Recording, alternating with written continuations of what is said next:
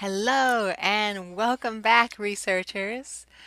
Today we're talking about action research designs. And this is the most important research design you will learn this semester. Action research designs.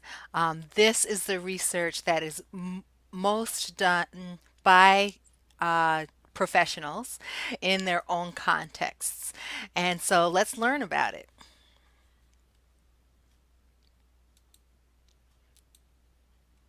So, a definition of action research. Action research is systematic inquiry done by teachers um, or anyone, it does, not just in an educational setting, um, to gather information about and subsequently improve the way their particular setting operates, their practice, their outcomes.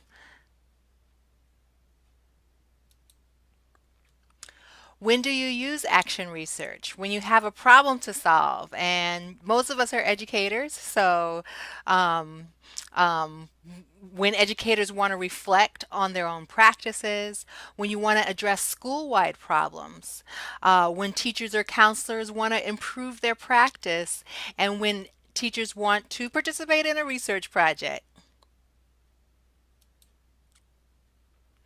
There's an evolution of action research for teachers in schools.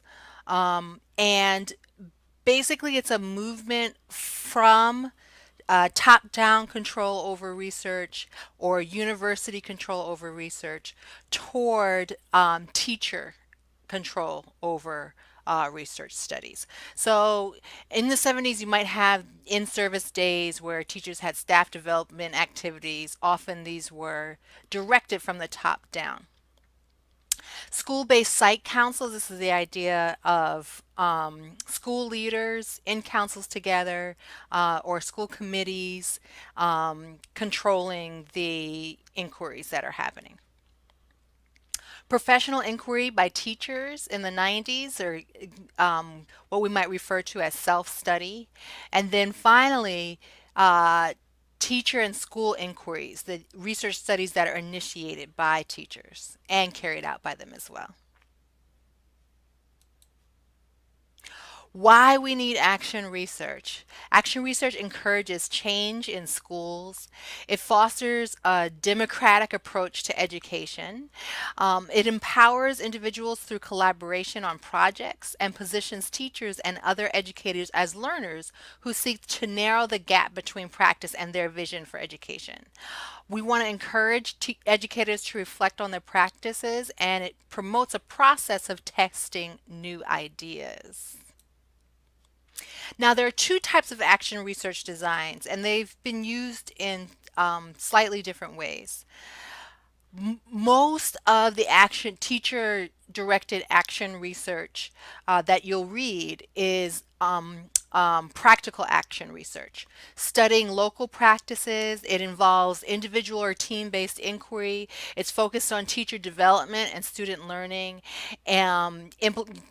Teachers, then implement a plan of action, or schools or districts implement a plan of action. And it's the teacher as researcher is the idea there. Now, participatory action research um, often draws on the writings of Freire and Habermas, right? And so it's broader in terms of it's been used to study social issues in a variety of domains, particularly social issues that constrain individual lives. So when you think about um, uh, social justice oriented research, participatory action research is the design often that's at the top of the list. It emphasizes equal collaboration among the various stakeholders. It's focused on life enhancing changes, particularly for those who are most marginalized, and it results in the emancipated researcher. Okay, um, so so or the emancipated participants, right? And so just this idea of individuals who are the researchers um, um, achieving or fighting for freedom in their contexts through participatory action research. Okay, so and da, da, da, da, that's a this is kind of like a review of what I just said. One drawback of practical action research is that professionals have little time to engage in research. So I'm sure many of you were told in your programs, oh, we want you to be inquiry driven and really examine your practice. And but once you're in your setting, there's very little time. Often we're just trying to keep up day to day.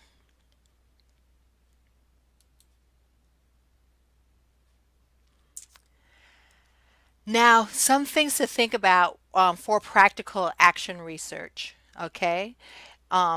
Small scale research projects. The teacher needs to have the decision making authority to study a practice as professional development. Hopefully, all of you have that authority in your schools. Teachers need to be committed to continue professional development and school improvement, and you've proven that you are so committed by just by the fact that you are taking this class. Um, Teachers want to reflect on their practices to improve and specifically want to use a systematic approach. Okay, identifiable procedures to study their own problems rather than using a random anything goes design. Okay, we want to be systematic.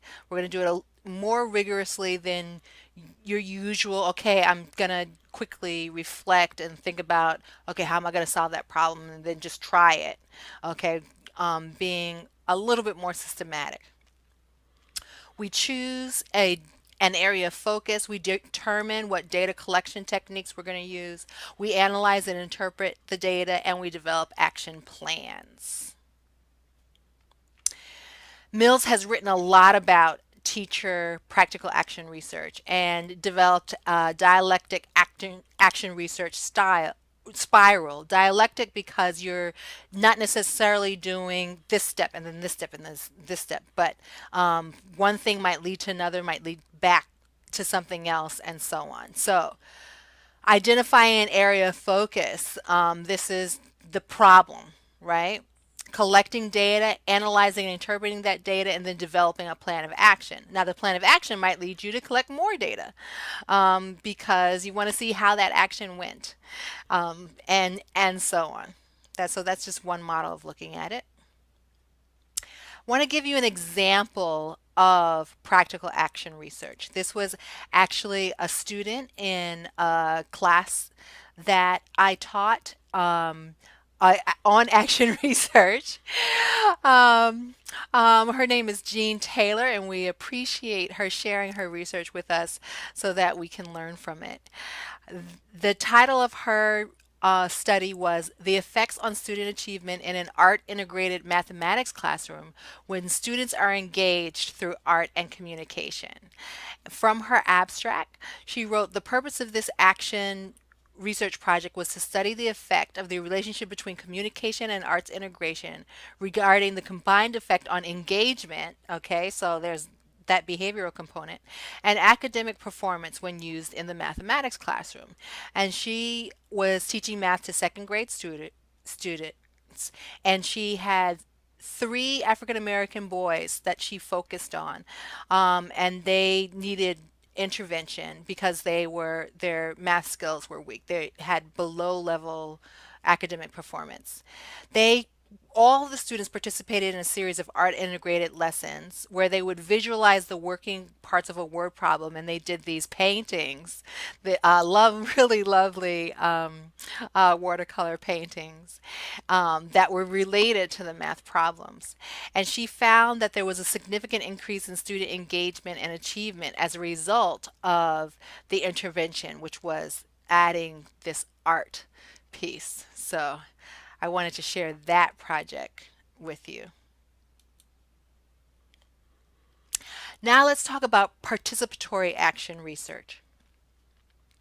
Participatory action research, again, is an approach to improve the quality of organizations, communities, and family lives. It's not limited to um, um, teachers in that setting, but it's been used in all different kinds of organizations. It's a deliberate exploration of the relationship between the individual and others, and it's participatory in that people conduct studies on themselves, and the idea is that it's both practical and collaborative. And it has this emancipatory focus. We want to unshackle people from the constraints of irrational and unjust structures. And the idea is that individuals free themselves from these constraints by examining, becoming aware, documenting what's happening in media and language and work procedures and power relationships. It's reflexive or dialectical and focused on bringing about change in practices. And Borda is really credited kind of as one of the founders, one of the initiators of participatory action research. Now, Stinger's action research, well, Stringer wrote this book, okay, popular book on action research, and Stringer's book focuses on participatory action research. Stringer, oh, I know, I wrote it wrong in the slide. Sorry about that. So in your copy, add an R there.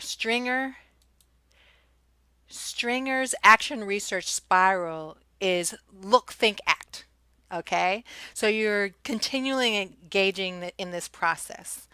You look, basically, that's the phase where you're examining what's happening. Okay, to build a picture and help everyone involved understand. You want to build a picture. This is your data collection essentially.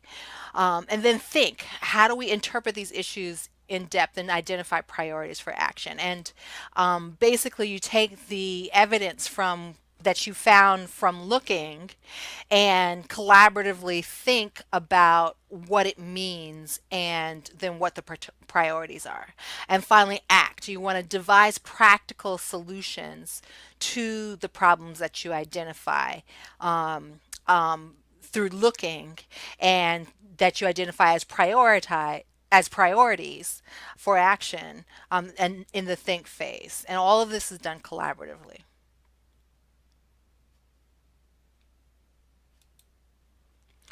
Here's an example. This is an example from Dr. Darla Linville, a professor here at the College of Education.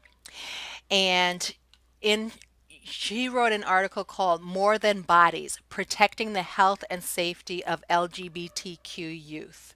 From the abstract, she writes, this article presents data from a 6-month participatory action research project. Researchers included one doctoral student and 8 high school students in New York City, all of whom identified as non-heterosexual and or gender nonconforming. Okay? And so these the doctoral student and the high school students met and did this project. Okay, the young students speaking in the research presented in this article asked for a consideration of safety that includes their need for accurate and comprehensive information about sex, sexuality, and gender, not just for themselves but also for their peers, teachers, and school authorities. And so what they were fighting against basically was a very limited abstinence only curriculum, I believe. And so um, um, they're fighting for a broader understanding in terms of the uh, sexuality and health education that they were receiving. Let's see. These changes they suggest. Now notice it's the young people who are suggesting this. These changes they suggest may improve their level of belonging in their schools, a key factor in their physical and mental health and safety during adolescence. So this is a critical social justice issue for these young people, and that That's what makes this an example of participatory action research. So, what are the key characteristics of action research? There's a practical focus. Researchers study practical issues that have immediate benefit to teachers, schools, and communities. Studying the educator researcher's own practices. So, it could be self reflective research by the educator researcher. Okay, turning the lens on their own classroom, school, or other practices such as discipline in a school, and collaboration involving co-participants in the research. And your projects will have each of those elements. Okay, so it might involve an entire collaborative team. The teachers, the students, members of the community who are involved in the issue, parents, administrators, and staff for a school-based action research project. Now, often the process is dynamic. You're not necessarily going lockstep through the 7 steps of, or however many steps of doing a research project. You might bounce back and forth a bit among reflection, data collection, and action. Most importantly, and a key distinction between action research designs and other designs is this idea of a plan of action.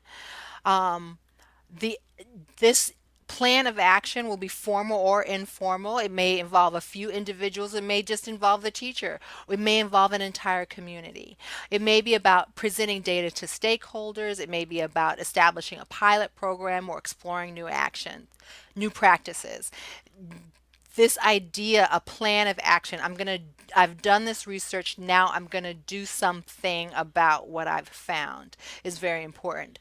There's another way of looking at action research. Another way of looking at it is that you could be examining an action that you're taking and evaluating that action. So that's part of another part of the spiral, okay? Sharing the research is important. Okay, sharing reports with individuals or groups who can immediately use the results. So rather than the priority um, for for professors, the priority and what determines promotion and tenure is the extent to which our research is published in peer-reviewed journals.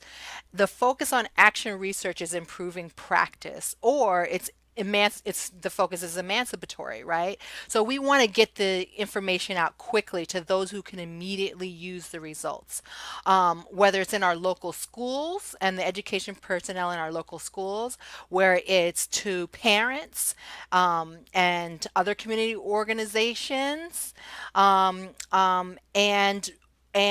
it may be on the very local scale where you're just communicating with your school community. It may go up to the district level or perhaps even the state level, depending on the nature of what you are studying. Okay.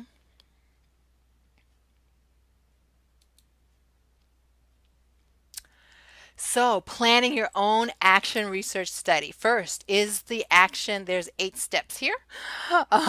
Determining if and of course, we're going to, in real world settings, you bounce back and forth a little bit. But since you all are going to be doing some research, here are some 8 steps that I think you should. That might be beneficial to you. First of all, is the action research possible in your setting and with your colleagues? Okay, there's maybe some ideas we have that we just don't have the resources to implement. Second, specifying the problem we want to study, and you all have had a little bit of practice at that.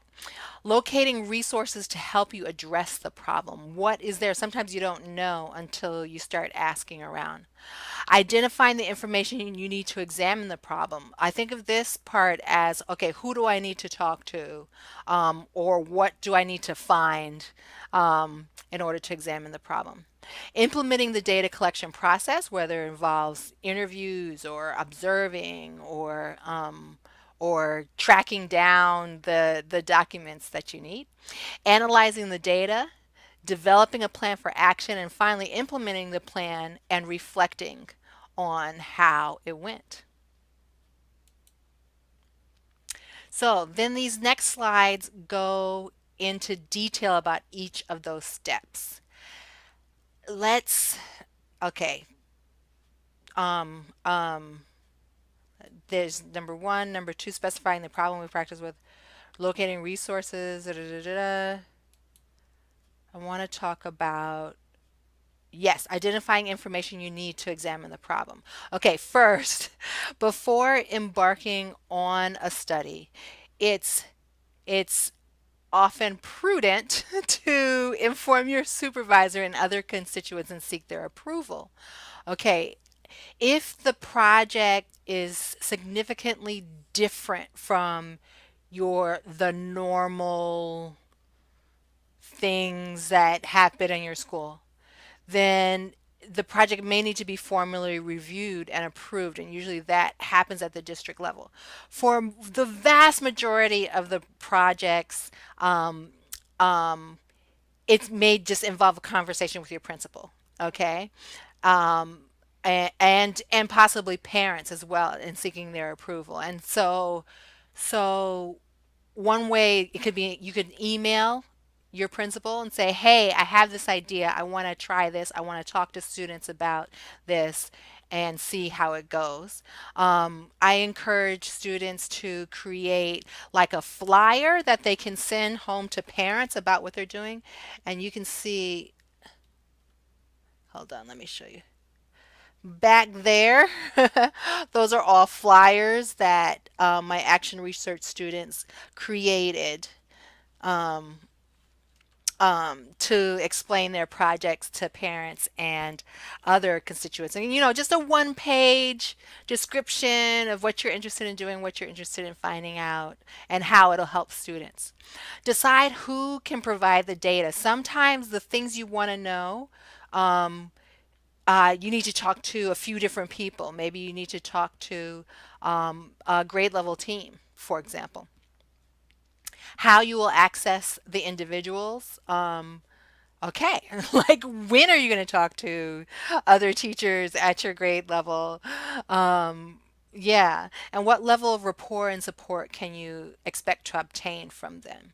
Um, then, and usually if it's colleagues, they're often very willing to share their perspective. Okay. Decide what type of data. Are you going to collect quantitative data, qualitative data, or both that you need to collect? And that'll be determined by your research questions. And you're basically just looking for the information that will help you best understand the problem that you're trying to address. So, planning a strategy for gathering the data. In our work settings, there's limited time. So a lot of the instruments that are used to collect information and kind of and from the university perspective tend to be kind of long and time consuming. And so figuring out, okay, how can I efficiently collect information, whether it's having, folks complete a survey or whether it's doing an interview. You might want to also, so making things short and manageable for your participants. Um, you also may want to limit the amount of data collection in your first action research study so that you have a manageable amount to analyze. Because everything you collect, you're going to be reading and looking at in depth. Another um, type of data that is often used in action research studies are things like student work and test scores. Okay, so how will you get access to that if you don't have it already? And then implementing the data collection is very important to be systematic, to be organized, to label what's what, um, examining the quality of what you got. There may be some surveys that weren't completed, for example. Keeping an accurate record of the information you collected is important, and a record of your own actions and reflections throughout the process can be super valuable as you're reflecting on how it went, how the study went. Okay, so you can think of the three E's: experiencing, inquiring, examining. Every day, you're experiencing things in your context. Okay, and then inquiring. Here's the kind of the look part, whether it's an informal interview, a structural formal interview, doing having folks fill out questionnaires or attitude scales, or looking at standardized test scores or other examples of student work. And then now I would put standardized tests over with examining, because usually, that's it's a printout. Um, So examining is about using and making records, whether it's stuff kind of archival type documents, like for example, uh, if you were doing something around discipline, you might be looking through stacks of slips, yellow slips, or whatever the kind of slips the school uses in order to write up discipline referrals. Um, Journals, maps, audio, videotapes, any your own field notes, anything that documents any records that uh, were you can find or that were created as part of the study, and then analyzing the data. Quantitative data, organizing it into tables to facilitate calculations. And usually you're doing descriptive statistics, which we'll talk more about. But usually it's mostly about averages and frequencies and percentages. You're not necessarily doing inferential statistics like t-tests or regression or anything like that. Qualitative data should be organized by type and reported in themes, and then interpreting the results and what you learned from them, paying particular attention to results that show change, or provide unexpected information, and finally sharing your results with others to gain a different perspective on your analysis. What do others see when they look at your results? You might be surprised. And then finally, a plan of action. You need to use the results and do something. Basing your ideas on the resources and the data that you've gathered. It may cause you to try a completely new strategy in your work. It may suggest that it's just that existing practices need to be refined. If we think creatively about our action plan, then we can often both have more fun and get more done. And finally, reflecting on alternative approaches to the problem, and again, sharing what we've learned with others. Okay, you implemented, I kind of talked through that a bit. All right, and that's it. And I put in, there are some references in there, so if you wanted to look up, look at various action research projects.